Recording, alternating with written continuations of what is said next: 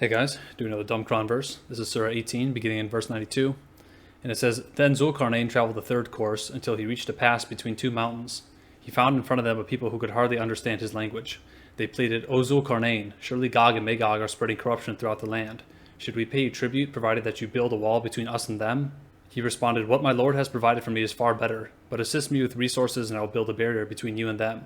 Bring me blocks of iron. Then when he filled up the gap between the two mountains, he ordered, Blow. When the iron became red hot, he said, Bring me molten copper to pour over it. And so the enemies could neither scale nor tunnel through it. He declared, This is a mercy from my Lord. But when the promise of my Lord comes to pass, he will level it to the ground, and my Lord's promise is ever true. On that day, we will let them surge like waves over one another. Later the trumpet will be blown, and we will gather all people together. On that day we will display hell clearly for the disbelievers. So this tells the story of Zulkarnain, and he travels to a place where people need his help from the savage tribes of Gog and Magog. He puts iron in place between two mountain passes. He heats it up while it's in place, and then he has molten copper poured over the iron in order to make this solid metal wall, blocking these two mountain passes and keeping Gog and Magog in until the last day, when Allah will topple the wall, and then they will surge over as a judgment on all of mankind. We also see this in Surah 21, beginning in verse 95, and it says, It is impossible for a society which we have destroyed to ever rise again, until after Gog and Magog have broken loose from the barrier, swarming down from every hill, ushering in the true promise. Then behold, the disbelievers will stare in horror, crying, Oh, woe to us, we have truly been heedless of this. In fact, we have been wrongdoers. So again, this is an end times context, and it talks about Gog and Magog swarming down from every hill as a judgment on disbelievers. Now, before going forward, right away we can just point out that the entire Earth can be seen right now with satellites, and thousands of mountain passes have been cataloged by people who go out and explore the Earth for fun. And there is no such mountain pass with a gigantic metal wall that was ever there. There is no such mountain pass containing vicious, savage tribes called Gog and Magog. Again, we can see the entire Earth with satellites, and we know for a fact that there is no such mountain pass, there is no such wall, and there are no vicious tribes of Gog and Magog waiting behind that wall anywhere on Earth. So even though this place doesn't exist, let's just walk through this in our heads. Okay, what would this place have to look like? So let's pretend that this green area is where Gog and Magog are trapped. That silver wall is Zulkarnain's wall, and then the mountain pass. What would have to be true of this area where we're stuck as Gog and Magog? So firstly, this would have to be somewhere on Earth where no detour around the mountains exists, and the mountains themselves can't be climbed at all by even a single person, despite the combined efforts of thousands of people. And I mentioned one person because once one person is over the wall, then you're good, because you could just throw a rope over and you can secure it on the other side, and then you can all just climb over the rope. And obviously Gog and Magog are a civilization. They would be able to make rope from something, whether it's their clothes or whatever, to get over the mountain. So it has to be a completely inescapable situation, whatever this is. And then also this green area that we're trapped in, it has to be a pretty big area. Otherwise, the wall itself couldn't have been built, because they're not just going to stare at Zulkarnain while he's building this gigantic wall between their only way out. And they can see him, he's digging down because it says they can't tunnel under it. And he's putting all this iron in place and heating it up and doing all this ridiculous, nonsensical engineering, which is actually impossible, especially in that time.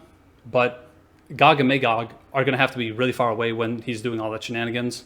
And so there has to be a lot of space behind this mountain pass where we're trapped in. And another reason there has to be a lot of space is because certain hadith talk about there being 1,000 people from Gog and Magog for every one Muslim. And then, of course, Gog and Magog have to sustain themselves somehow and continue to survive. So there has to be a place for them to grow food and live and do all the necessary things for life. So does a place like that, just meeting those two criteria, exist anywhere on Earth? And the answer is, of course not. And then what about the wall itself? So put yourself in the shoes of Gog and Magog. You've just been trapped inside of this area where you can't get out by this gigantic iron wall that Zulkarnain has built. So what are you going to be thinking? Well, the first thing you would try is you would build a ladder, and you'd make it out of weapons, because Gog and Magog are vicious, savage tribes that have all kinds of weapons. They were oppressing other tribes before Zulkarnain rescued that tribe. And so we would make ourselves a ladder, and that ladder would be, I don't know, 30 to 50 feet tall pretty easily. That wouldn't be that difficult.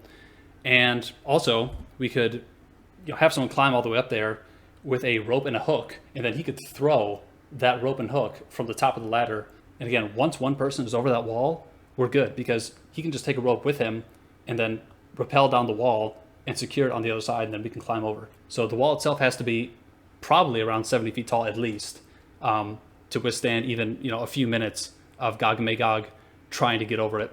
Now, would a 70 feet wall work for thousands of years? No, of course not. But this would have to be a gigantic wall. And again, if there was a wall of iron and copper this big, someone would know about it. It's impossible to hide a 70 to 200 foot iron and copper wall between two mountain passes from all of humanity after all this exploring, with all the surveying that different governments have done and the satellites in the air. It is not possible, of course.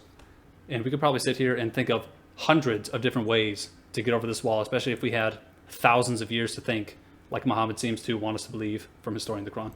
And of course, we wouldn't have to deal with the wall itself, because even if the mountains were 100% vertical on either side, you can still pound metal into the wall and then lay wood on top of those metal spikes and climb it that way. There are a billion ways, of course, to get around a situation like this. So in summary, this story from Surah 18 and Surah 21 is impossible on its face. It's absurd on its face, but then actually taking 5 minutes to think through what this would actually look like reveals it to be even more childish and impossible. The idea that savage tribes are trapped for hundreds or thousands of years behind a metal wall between two mountain passes. And analyzing a story like this also vindicates all those claims made in the Quran repeatedly, where Muhammad's enemies are saying the Quran is nothing but ancient fables. They say that over and over again, and they're 100% right. It is. So that's all for this one, and see the pinned comment for a full article on Gog and Magog on faithalone.net, and I'll see you guys next time. Bye.